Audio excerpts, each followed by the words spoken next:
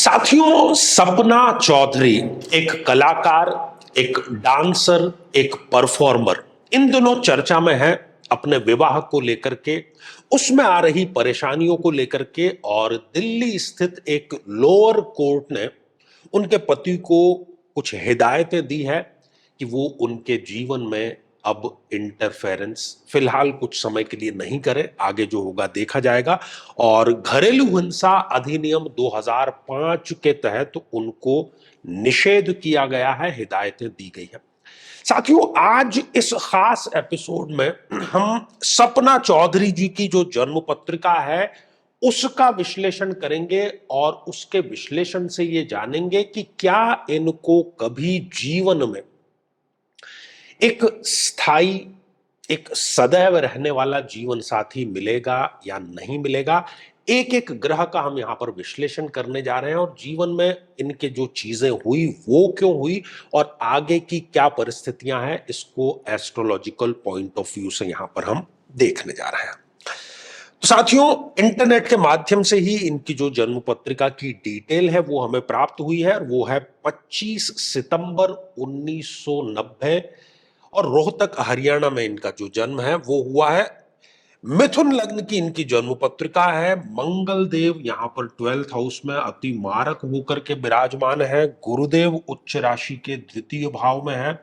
केतु साथ में यहाँ पर विराजमान है। राहु देव इस अष्टम भाव में विराजमान है। बुध जो कि लग्नेश है इस तृतीय भाव में विराजमान है। शुक्र जो कि योग कारक है वो भी यहां पर विराजमान है। सूर्य अति मारक होकर के इस चतुर्थ भाव में विराजमान है। चंद्रमा नीच राशि के और मारक दोनों ही होकर के इस छठे भाव में विराजमान है। जबकि शनि जो कि योग कारक है और विवाह के इस भाव सप्तम भाव में वो विराजमान है। शुरुआत करते हैं गुरुदेव से। गुरुदेव योग कारक ग्रह है। इस जन्म पत्रिका में दो केंद्रों के अधिपति हैं, लेकिन केंद्राधिपत्य दोष उनको नहीं लग रहा है। द्वितीय भाव में वो उच्च राशि के विराजमान है। किसी भी जातक या जातिका की जन्म पत्रिका में गुरु की भूमिका बहुत महत्वपूर्ण होती है। स्वयं वो सप्तमेश है, अर्थात विवाह के और दाम्पत्य जीवन के कारक है, शुभ कार्यों के कारक है। द्वितीय भाव में वो उच्च राशि के होकर के विराजमान है, इसलिए उन्होंने विवाह का सुख दिया। धन के भाव में विराजमान है, धन का सुख भी उन्होंने दिया। फेम दिया, नाम दिया, कुटुंब भी इनको दिया। लेकिन आप देखें तो वो केतु के साथ में विराजमान है और 9 ग्रहों में केतु सर्वाधिक सेपरेटिव टेंडेंसी लेकर के चलते हैं, अलग करके चलते हैं। तो उन्होंने बहुत शीघ्र ही विवाह के कुछ समय बाद ही उनके पतिदेव से उनको सेपरेटिव टेंडेंसी के अंतर्गत यहां पर अलग करने का कार्य किया है। गुरु यहां पर आप देखिए तो कुटुंब के भाव में विराजमान है। उन्होंने अपना काम किया। इनका जो वंश है, इनका जो परंपरा है, इनका जो गांव है वो इनके नाम से जाना जाता है। इन्होंने जो ख्याति, जो नाम अर्जित किया है उसमें गुरुदेव ने किसी प्रकार की कमी नहीं रखी। लेकिन सप्तमेश का सेपरेटिव टेंडेंसी में चले जाना दाम्पत्य जीवन में, विवाह में इस प्रकार की कलह कलेश जो है वो अवश्य दे देता है। साथियों, बात करेंगे बुध की। बुध लग्नेश है और अच्छी स्थिति में हम समझते हैं कि उसको प्लेस्ड है। मिला जुला भाव है, तृतीय भाव। बुध यहां पर विराजमान है। तो बुध चूंकि किशोर अवस्था का, टीन एज का स्वामी है, तो आप इनकी लाइफ को यदि देखेंगे तो ये किशोर अवस्था से ही संघर्ष भी कर रही हैं, कमाई भी कर रही हैं और अपना जो स्ट्रगल है वो कर रही हैं। आगे चल करके भी और वर्तमान में भी बुध जो कि व्यापार का कारक है, तो अपने मुख्य पेशे के इतर भी व्यक्ति किसी न किसी व्यापार में बहुत अच्छे से पैसा कमाता है, इन्वेस्टेड जो है वो रहता है। साथियों, शुक्रदेव की बात करेंगे। शुक्रदेव भी योग कारक ग्रह है, लेकिन संघर्ष के भाव में यहां पर विराजमान है। तो शुक्र ने इनको योग कारक होने के नाते नाम दिया, भौतिक सुख सुविधाएं दी, वैभव दिया, ऐश्वर्य दिया।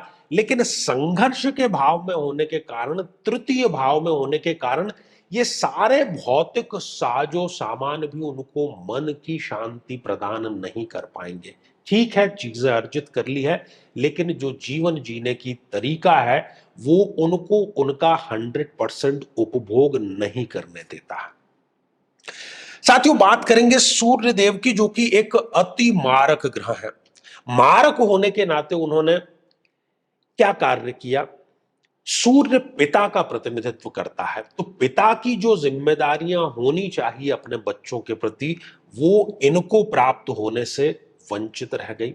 आगे चल करके भी बहुत सावधानी इनको रखनी चाहिए कि हड्डियों से संबंधित और पाचन तंत्र से संबंधित किसी न किसी प्रकार का जो रोग है वो भी व्यक्ति को अवश्य हो जाता है। सूर्य सरकार का कारक है, तो ऐसा भी संभव है कि सरकारी तंत्र इनको हो सकता है, या कोई पॉलिटिकल पार्टी हो सकता है, वो इनको अपने फायदे के लिए यूज करने का, टूल करने का, किसी प्रकार का माध्यम जो है वो बनाने का कार्य यहां पर करे। साथियों, बात चंद्रमा की करेंगे। चंद्रमा एक अति मारक ग्रह है यहां पर, और वो यहां अष्टम बल्कि छठे भाव में विराजमान है। तो रोग, ऋण और रिपु के भाव में यहां पर विराजमान है। जीवन में जितने भी लोग आते हैं वो कोई ना कोई अपना फायदा देखते हुए ही आते हैं। शत्रुता बड़ी आसानी से हो जाती है। जिस पर भी व्यक्ति विश्वास करता है वो ही सबसे पहले धोखा देने का कार्य करता है। साथियों, इसी के साथ चंद्रमा जो है वो माता का भी कारक है, लेकिन नीच राशि का होने के कारण माता का जो व्यवहार, माता का जो सुख मिलना चाहिए, उससे भी वो व्यक्ति को कहीं ना कहीं वंचित रखने का कार्य करता है। चंद्रमा मनुष्यो जातक, मनुष्य के जातक के मन का कंट्रोल चंद्रमा के पास में है, तो वो मानसिक विघात, मानसिक आघात, मानसिक डिप्रेशन जिसको हम कहते हैं, वैसी स्थितियां इस जातक या जातिका को वो अवश्य दे देता है। साथियों, बात करेंगे आज के हमारे बड़े खास बिंदु सप्तम भाव की, शनिदेव की। शनिदेव भी एक अति योग कारक ग्रह है और स्थायी कारकों का उनका पूरा प्रभाव रहता है। शनिदेव, आप देखिए कि इस सप्तम भाव में, जो कि शादी का और दाम्पत्य जीवन का भाव है, वो इनके लिए है, और वो नवमेश है। जब भी हम जीवन में द्वितीय विवाह की, द्वितीय जीवन साथी की, अपने आप को दूसरा मौका देने की बात करते हैं, तो वहां पर हमें नवमेश का ध्यान जरूर रखना चाहिए। तो नवम भाव का स्वामी स्वयं शनि होकर के यहां पर दाम्पत्य जीवन के भाव में है, तो बहुत प्रबल और बहुत प्रखर संभावना है कि द्वितीय विवाह ही इनका स्थायी रहेगा, और वो ही जो इनको चाहिए एक वर रूप में, उसका फुलफिलमेंट वहां पर द्वितीय विवाह में बहुत प्रबल संभावना है कि वो इनका यहां पर ठीक रहने वाली स्थिति में है। साथियों, बात करेंगे अष्टम भाव की। यहां पर देखेंगे तो आप राहु यहां पर विराजमान है, और राहु का कार्य क्या है? माया, धोखा, धूर्तता। तो जीवन में बार बार और लगातार इस प्रकार के लोग टकराते इनसे रहेंगे, जो इनको यूज करना चाहे, धूर्त बन करके जीवन में आए, अपने आप को दिखाएं कुछ और उनकी असलियत कुछ और हो। तो इसका जो सबसे व्यावहारिक उपाय है वो यही है कि किसी पर भी जरूरत से ज्यादा विश्वास न किया जाए, और अच्छे लोगों की जो संगति है वो अपनाई जाए। साथियों, मंगल इनके 12th हाउस में विराजमान है, तो ये एक मंगली जातिका है, और इतना ही नहीं, मंगल इस जन्म पत्रिका में एक अति मारक ग्रह है। मंगल जो है वो भाइयों का कारक है, तो भाइयों का जो सुख होना चाहिए, भाइयों का जो कर्तव्य और उत्तरदायित्व होना चाहिए, उससे भी इनको वंचित रखने का कार्य किया। रिस्क का कार्य है, तो जीवन में जितना भी व्यक्ति रिस्क लेता है, कहीं ना कहीं उसका यहां पर इनको नुकसान ही उठाना पड़ता है।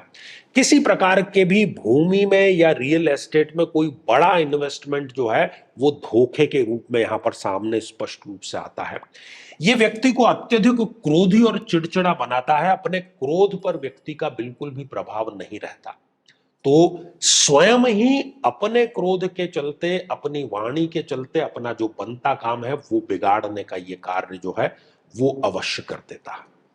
तो साथियों, हमने जाना कि मिथुन लग्न की जन्म पत्रिका में सप्तम भाव में नवमेश शनिदेव का होना इनके लिए ये सबसे बड़ा फायदा लेकर के आया है कि जब भी ये जीवन में दूसरे विवाह का निर्णय लेंगी, तो वो इनके लिए स्थायी सुख, स्थायी दाम्पत्य सुख अवश्य लेकर के आएगा। शनिदेव की यहां पर विशेष कृपा इनके देखी जा रही है।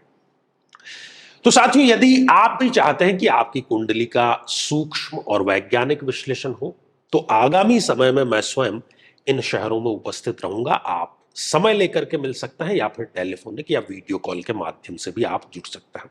और यदि आप चाहते हैं कि आपके किसी एक प्रश्न का निःशुल्क मार्गदर्शन किया जाए, जो कि हमारे इसी चैनल पर प्रति शनिवार दोपहर 3 बजे हम खास लाइव कार्यक्रम लेकर के आते हैं, लेकिन उसमें अपने कमेंट को शामिल कराने के लिए आप हमारे इस वीडियो को हाइप कीजिए और उसका जो स्क्रीनशॉट है वो दिए गए व्हाट्सएप नंबर पर भेज दीजिए। तो इसी मंगल कामना के साथ में कि आप सभी स्वस्थ, समृद्ध और शांतिपूर्वक जीवन व्यतीत करें। नमस्कार।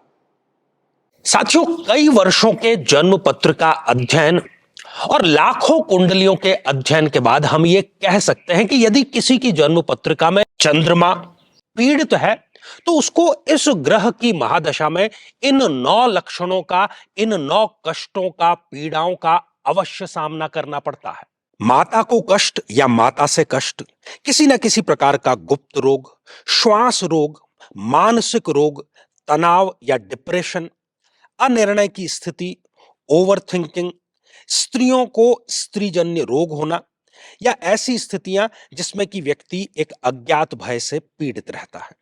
लेकिन साथियों, यदि आप भी इन सभी कष्टों से स्थायी और सटीक मुक्ति प्राप्त करना चाहते हैं, तो उसका तरीका है इस ग्रह की महादशा मंत्र साधना दीक्षा, जो विशेष रूप से आपके नाम, आपकी जन्मतिथि के अकॉर्डिंग की जाएगी। और गुरु दीक्षा के माध्यम से अभिमंत्रित माला भी आपको प्रदान की जाएगी, ताकि न केवल ये सारे कष्ट दूर हों, बल्कि ये पूरी की पूरी महादशा आपके लिए शांतिदायक और सुख समृद्धिदायक साबित हो।